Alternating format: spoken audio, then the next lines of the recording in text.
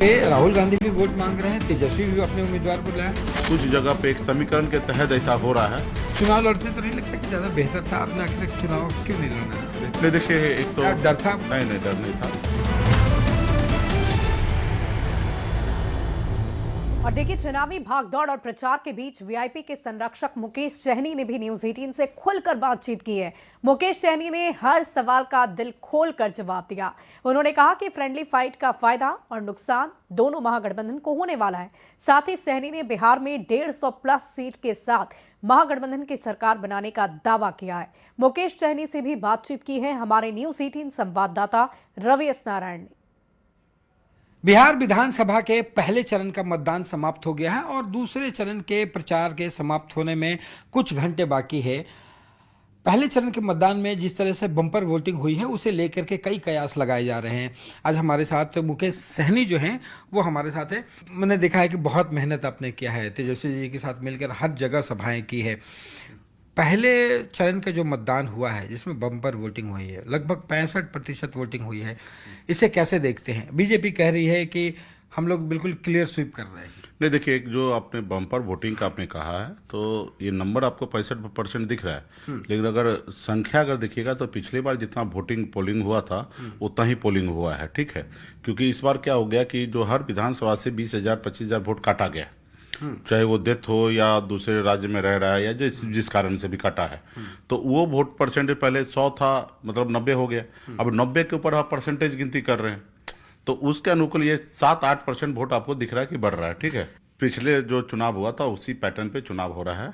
रहा कि इस बार जो है युवा में खास करके जो देखने के लिए मिल रहा है वो बदलाव की लहर दिख रहा है। ठीक है, क्योंकि हम लोगों का मुख्य मुद्दा है कि नौकरी रोजगार देने का, तो महागठबंधन और युवा, तेजस्वी जी युवा है या मैं युवा हूँ, इस बार तेजस्वी जी का भी फेस सामने लाया है और मुकेश सहनी का भी फेस है, तो एक हमारा भी एक वोटर है जो मजबूती से खड़ा है महागठबंधन के साथ। ठीक है, बीजेपी एक बात कह रही है कि जैसे तेजस्वी जी ने या आप लोगों ने पूरा घोषणा किया कि हर परिवार को एक नौकरी देंगे, उनका कहना है कि उसमें जो बजट है या 30,000 जीविका को देंगे, वो बजट आज के बजट का 4 गुना ज़्यादा है, जो संभव नहीं है, प्रैक्टिकल नहीं है। हमारा प्लानिंग है आने वाले समय में हम देखिए इन सब से बेहतर हम यहाँ पे नौकरी का व्यवस्था करेंगे, रोजगार का व्यवस्था करेंगे।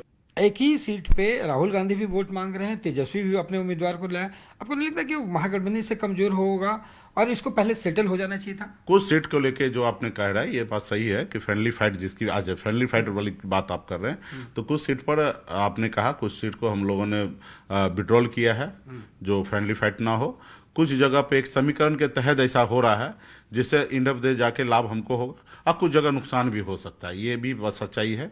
तो ऐसे चीज़ को हम लोग कैसे सॉर्ट आउट हो उसके ऊपर अभी हमने पिछली बार पहला चरण में भी काम किया और इस लास्ट चरण का जो है उसमें भी हम लोग कोशिश करें कि कुछ जगह पे अंतिम में हम लोग उसको जैसे गोराबोराम का था तो गोराबोराम में हम पीछे हट गए। यही सब लोग कह रहे हैं कि जैसे गोराबोराम जैसे जगह पे आपने जो डिसीजन लिया उसको लग रहा है कि लोगों को लगा कि महागठबंधन के लिए डिसीजन लिया। लेकिन यही चीजें आरजेडी और कांग्रेस को भी लेना चाहिए था, क्योंकि हम वहां पे देख रहे थे कि वोट में डिवीजन होगा और हम हारेंगे। तो मैं इस जगह सामने वाले को समझाया, वो नहीं समझ पाया तो हमने पीछे कर लिया। तो उसी तरीके से गठबंधन के सहयोगी दल सब जो है थोड़ा समझदार है, मैच्योर है, सब लोग अपने अपने अनुकूल सब चीज डिसीजन ले रहे हैं। और रहा कि हम आप देखिए 243 सीट है और हम लोग 243 सीट कभी नहीं कह रहे कि जीतेंगे, हम 150 प्लस ही सीट जीत रहे हैं। मुकेश सहनी जो हैं वो डिप्टी सीएम का चेहरा है, शुरू से लड़ाई भी लड़ते रहे, अब डिप्टी सीएम का चेहरा घोषित भी हुए। चुनाव लड़ते तो नहीं लगता कि ज्यादा बेहतर था? आपने आखिर चुनाव क्यों नहीं लड़ना बेहतर? नहीं देखिए, एक तो डर था? नहीं डर नहीं था।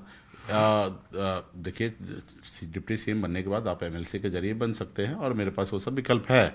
अभी अगर हम अपने चुनाव लड़ने के लिए अगर मैं बैठ जाता, फंस जाता, तो मैं बाकी जगह प्रचार नहीं कर पाता। तो इसके लिए हमने निर्णय लिया कि चुनाव नहीं लड़ेंगे, छोटे भाई को लड़ा देते हैं। और फिर यही लोग सोच रहे हैं कि आपने नहीं लड़ा, छोटे भाई को लड़ाते हैं, बाद में छोटे भाई को भी वापस ले लिया। ठीक है, देखिए संतोष टिकट बांटता है, उनको उतना क्या मोह है, फिर आगे लड़ेगा ना। बहुत बड़ा उम्र बचा हुआ है। भाजपा के स्टार प्रचारक 20-20 को हेलीकॉप्टर उड़ाते हैं, हम लोगों का 4-5 को हेलीकॉप्टर है, और हम लोगों को सबसे लेट उड़ने के लिए देते हैं, 2-2 घंटा एयरपोर्ट पे बैठा देते। तो मैं चुनाव आयोग से भी कहूँगा, भाजपा से भी कहूँगा कि कुछ तो थोड़ा सा हेलीकॉप्टर उड़ने दे। हाँ, उड़ने दीजिए, सबको लड़ने का है, सबको लड़ने दीजिए, फिर जनता को डिसीजन लेने दीजिए ना। तो ये मुकेश सहनी हैं जो खुल के बोलने के लिए जाने जाते हैं। इनका कहना है कि जो 150 सीटें इनका दावा है कि आ रहा है, और साथ साथ ये भी कह रहे हैं कि भाई बीजेपी हो या निर्वाचन आयोग, हेलीकॉप्टर को उनको जो है समय से उड़ने दें, हेलीकॉप्टर उड़ने पे बाधा ना डालें। कैमरा पर्सन राहुल के साथ रवि एस नारायण, न्यूज़ 18 पटना।